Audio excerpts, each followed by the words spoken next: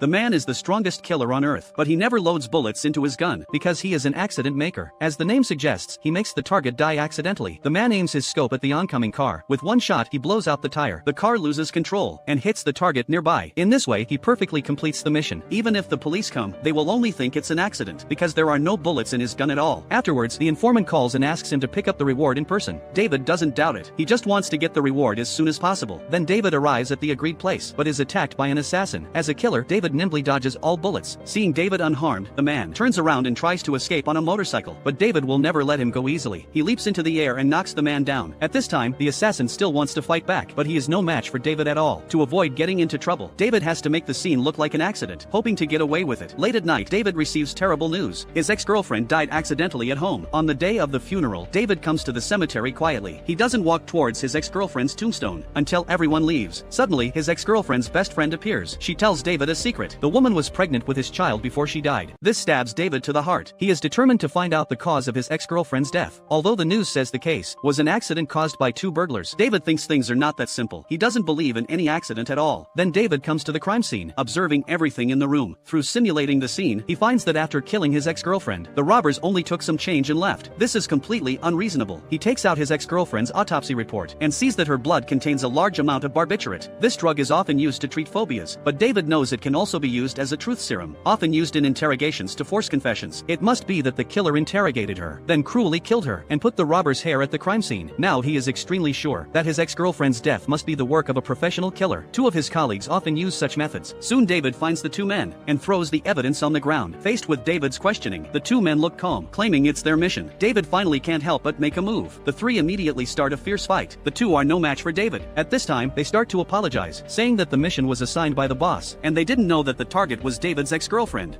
To show off my marksmanship, I raised the rifle. All the soldiers looked on curiously. Then I pulled the trigger. The bullet missed the target. At this sight, the soldiers burst into loud laughter. I asked for another try, but the captain refused me and even ordered me to leave. Yet I insisted on going to the front line. The captain had to assign me to the logistics department to clean the trenches. The next day during patrol, we spotted German soldiers laying mines. Everyone panicked at once, preparing to report to the superior. But I crawled into the grass, planning to take down some enemies myself. I took out my compass to calculate the position, then raised my rifle, aimed at a German soldier with a gunshot. The soldier fell to the ground on the spot. Then I shot again and detonated the mines. Just like that, single-handedly, I eliminated an entire German squad. The captain happened to witness this scene, but instead of commending me, I was punished for acting without authorization and had my rifle confiscated. Hit hard by this defeat, the Germans launched a counterattack that night. They captured one of our sentries. Hearing the gunfire, I rushed to reinforce immediately. Shot two enemy soldiers dead with precision and deliberately left one alive. My comrades quickly restrained him. Under our interrogation, he confessed the German fire deployment. The captain was impressed by my ability, decided to re-employ me, letting me train the new recruits in shooting. I hung a blackboard on a tree, explained to the soldiers the impact of wind power. Under my leadership, everyone's shooting skills improved significantly. In the subsequent battles, we neutralized multiple German fire positions, providing safety for our comrades, having suffered successive defeats. The Germans resolved to take revenge on me. They sent an ace sniper. He soon locked onto my position. Just as he was about to shoot,